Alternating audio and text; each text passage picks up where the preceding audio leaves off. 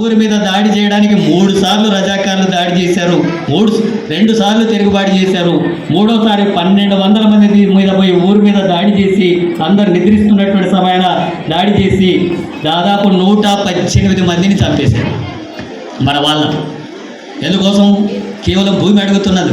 మేము మనుషులం అంటున్నందుకు, మేము సమానమే అని చెప్పన్నందుకు, నైజాం పాలన కొనసాగడానికి వీల్లేదన్నందుకు ఆ ఊరి మీద దాడి చేసి మొత్తం ఉండేటటువంటి వాళ్ళంతా కూడా ఒక్క దగ్గరికి తీసుకొచ్చి బురుజు దగ్గర నిలబెట్టి తూపాకితున్న తూట్లు పడిచి కాల్చి చంపేశారు మన వాళ్ళు. అయినా వాళ్ళు వెనక అడిగేయలేదు. ఇండ్ల మీద పడి మహిళల మీద అత్యాచారాలు చేశారు, అయినా వెనక అడిగేయలేదు. చిన్న పిల్లలను గాల్లో ఎగిరించి తల్వార్లతో పొడిచి చంపేశారు, అయినా వెనకడుగు వేయలేదు అక్కడ ఉండేటటువంటి ప్రజలు.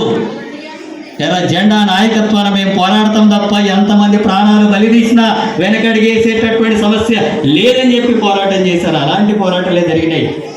అలాంటి పోరాటమే తాను నాయకు చేశాడు. అలాంటి పోరాటమే ఇక్కడ ఉన్నటువంటి వైరాపల్లి వాళ్ళు చేశారు, కడవెండి వాళ్ళు చేశారు, దొడ్డి కొమరయ్య చేశారు, అట్లాగే మల్లు